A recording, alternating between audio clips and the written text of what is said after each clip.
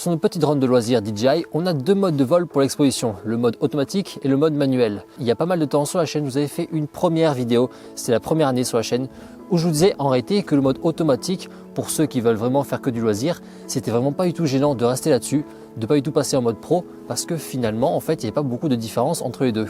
Et bien aujourd'hui, c'est un point de vue que je partage toujours en réalité, que ce soit pour des vidéos loisirs ou même des prises de vue pour mes vidéos YouTube. La plupart du temps, je tourne encore en mode automatique. En revanche, il y a quand même 3 étapes que je respecte toujours pour bien maîtriser mon exposition en mode automatique, et c'est ce dont je voulais vous parler aujourd'hui.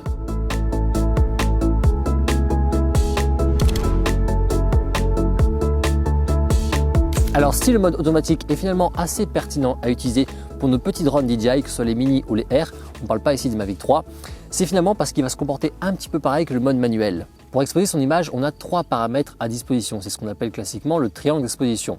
On a les ISO, on a le shutter et on a l'ouverture. Sauf que la donne, elle est différente pour nos drones de loisirs DJI, donc les mini et les Air. En réalité, on n'a que 2 paramètres possibles. On a les ISO, on a le shutter, mais on n'a pas en réalité l'ouverture variable. L'ouverture, elle, sur ces drones-là, elle est fixe, on ne peut pas du tout la changer. Il n'y a que sur le drone haut de gamme, donc le Mavic 2 et le Mavic 3, où on a une ouverture variable. Du coup, en mode manuel, qui s'appelle le mode Pro sur DJI Fly, on n'a que 2 paramètres possibles, les ISO et le shutter. Sauf que l'ISO, c'est un paramètre d'exposition numérique qui potentiellement peut un petit peu dégrader ton image. Donc les ISO, hormis si on a vraiment une faible luminosité, on ne va pas du tout y toucher. Ce qui fait qu'en mode pro, en conditions de lumière normale comme aujourd'hui par exemple, on n'a en réalité que le shutter qu'il vaut mieux toucher pour bien exposer son image. Et donc ça ne fait qu'un seul paramètre à toucher. Et bien ça, on a vu dans cette précédente vidéo qu'au final le mode automatique il se comporte pareil. Oui, quand on passe en mode automatique, le drone n'a pas d'autre réglage sorti de son chapeau pour exposer l'image. Il ajuste lui aussi le shutter et les ISO tout bêtement. Et tout comme nous, il modifie en priorité le shutter pour exposer l'image. Les ISO, il n'y touchera qu'en cas de nécessité lorsque la lumière devient trop faible et que le temps d'exposition du shutter devient trop long. Et ça va même encore plus loin parce qu'avec le mode automatique, tu as encore un paramètre qui est modifiable, la compensation d'exposition, le EV que tu vois ici. Et celui-ci, l'immense majorité du temps, eh bien, ça va modifier le shutter également. Ici, tu peux voir, j'ai tourné plusieurs plans en mode automatique avec volontairement des images exposées différemment grâce à la compensation d'exposition. -1, 0, +1. Eh bien, on voit à chaque fois que le drone a gardé les ISO à la même valeur, à 100, c'est le shutter ici qui a été modifié. Faire une exposition en mode manuel, en revanche, c'est rapidement indispensable si tu utilises des filtres ND, parce que là, tu dois vraiment maîtriser ton shutter, tu dois avoir un shutter fixe, et en fonction, tu mets le filtre ND qui te correspond. Donc là, oui, en utilisant des filtres ND, le mode manuel est assez indispensable. Le mode manuel m'est également souvent pratique en coucher de soleil, quand la lumière se complique. Je préfère ici contrôler moi-même si je dois pousser un peu trop le shutter ou les ISO. En dehors de ce cas de figure, au final, je trouve que le mode automatique, il est assez semblable, il est assez proche au mode manuel pour tous nos petits drones qui n'ont pas d'ouverture variable. Donc c'est un mode qui peut largement convenir honnêtement pour bien exposer son image. Je m'en sers encore la plupart du temps en essayant de respecter 3 petites étapes dont on parle tout de suite.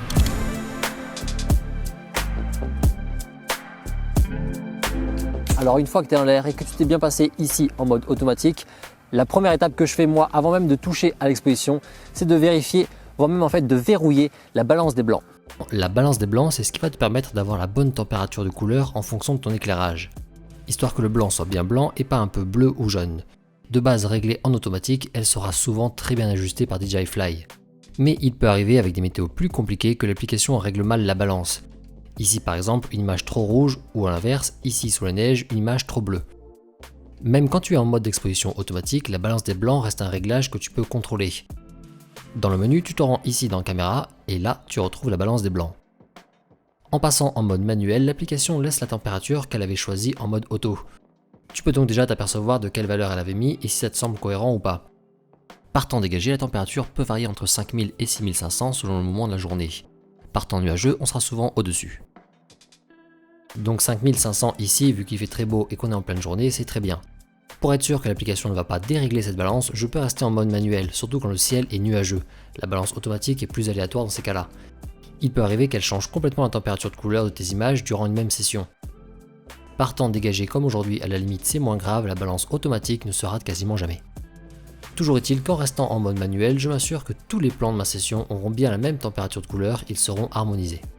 Enfin, si la météo change entre 2 sessions de vol par exemple, il faudra être vigilant et refaire la balance comme il faut. Une fois que je suis sûr que la balance des blancs est correcte, je peux maintenant m'attaquer à l'exposition réellement de mon image. Alors pour vérifier l'exposition de l'image, moi je n'ai qu'un seul indicateur auquel je fais confiance, c'est l'histogramme. Pour commencer, on peut ajuster automatiquement l'exposition sur la zone voulue en cliquant tout simplement sur le retour image là où on souhaite. DJI Fly ajuste l'exposition. Ça nous donne une première base. Ensuite, en partant de cette base, pour être très précis, il ne faut pas faire uniquement confiance en son retour image pour contrôler l'exposition. Entre la luminosité de ton écran et la lumière du soleil, il y a trop de paramètres qui peuvent mal t'influencer. C'est là où l'histogramme est très pratique. L'histogramme, on le retrouve également dans l'onglet caméra ici. Dans ce même onglet, on a également l'alerte d'exposition, qui peut t'aider à savoir si une partie de l'image est trop surexposée. Mais elle ne t'aidera pas plus, c'est un outil qui me sert assez peu. L'histogramme, lui, pour moi, c'est obligatoire. Cet outil qui apparaît ici en forme de spectre t'indique si ton image est trop sombre ou claire. Si le spectre est trop à gauche, l'image est trop sombre, trop à droite, l'image est trop claire. L'histogramme permet ainsi d'être hyper précis. Ici, à l'œil nu, sans vérifier le spectre, on a l'impression que l'image est bien exposée. Pour autant, une fois vérifiée sur l'histogramme, on voit qu'elle est un poil sous-exposée en réalité. Je vais pouvoir corriger cela grâce à la compensation d'exposition qui est dispo en mode automatique. Je clique ici sur EV et au lieu de 0, je vais mettre plus 0,3. Ici, c'est maintenant mieux, une exposition très précise que je n'aurais pas pu faire sans l'histogramme. Et comme on l'a vu au début de la vidéo, quand on modifie la compensation d'exposition, en réalité le drone, lui, il va simplement ajuster le shutter comme on l'aurait fait en mode pro. Et enfin, la troisième étape qui est vraiment très importante quand tu es en vidéo avec une exposition automatique, ça va être de verrouiller ton exposition pour pas qu'elle puisse changer pendant ton plan. Parce que si tu es en mode exposition automatique, eh bien le drone, s'il a envie à tout moment, même pendant une prise de vue, il va pouvoir changer un petit peu l'exposition. Et ça peut pas mal ruiner un plan. Effectivement, notamment quand tu as une inclinaison de caméra, le drone va refaire l'exposition à tout moment. Comme ici, tu fais un plan avec un mouvement de la nacelle en même temps, eh bien l'exposition, elle va tout simplement être modifiée durant toute la prise, ce qui n'est pas un rendu très naturel. À la différence de ce même plan, mais ici avec l'exposition verrouillée. Alors, une fois que tu as bien fait ton exposition en mode automatique, pense bien du coup à verrouiller l'exposition. Pour cela, de base, tu cliques longtemps sur ton retour image jusqu'à ce que DJI Fly t'indique que l'exposition est verrouillée. Mais en réalité, ce n'est pas ce que je fais, j'ai trouvé plus pratique. Alors cette troisième étape, tellement je la trouve importante et vu que c'est pas non plus très pratique ici, moi ce que j'ai fait, c'est que je lui ai attribué un bouton personnalisable. Que ce soit sur la DJI RC ici, qui a 2 boutons personnalisables, ou la RC1 qui n'en a qu'un seul, mais sur lequel tu peux faire un appui simple ou un appui double, et bien en fait tu as la possibilité d'attribuer à un des boutons le verrouillage de l'exposition, et ça je trouve ça très pratique. Sur DJI Fly, tu te rends ici dans Contrôle, puis tout en bas tu as Personnalisation des boutons. Ici on va pouvoir attribuer à un bouton le verrouillage de l'exposition. De mon côté, sur la DJI RC, j'ai choisi le bouton C2 et sur la RC1.1, j'ai choisi le double clic. Dans la liste des attributions, dans la section caméra, tu as verrouillage AE on-off. Tu choisis cette fonction. Et maintenant, en un seul clic, tu vas pouvoir verrouiller l'exposition, puis la déverrouiller quand tu souhaiteras de nouveau la modifier. Voilà, ça c'est mes 3 étapes que j'essaie de respecter au maximum pour maîtriser à fond mon exposition en mode automatique. Quand je suis en mode loisir, vraiment très détente, de temps en temps, je peux un petit peu oublier l'étape de la balance des blancs. Mais en revanche, le verrouillage de l'exposition et l'histogramme, ça c'est vraiment 2 étapes que je vous conseille de faire systématiquement. Voilà, c'était tout pour cette petite vidéo pour vous aider à maîtriser à fond l'exposition en mode automatique. J'espère que ça vous a plu. Si vous voulez plein d'autres conseils pour réussir toutes vos prises de vue vidéo en drone, je vous remets ici ma vidéo dédiée, 10 conseils pour réussir ces images avec son drone.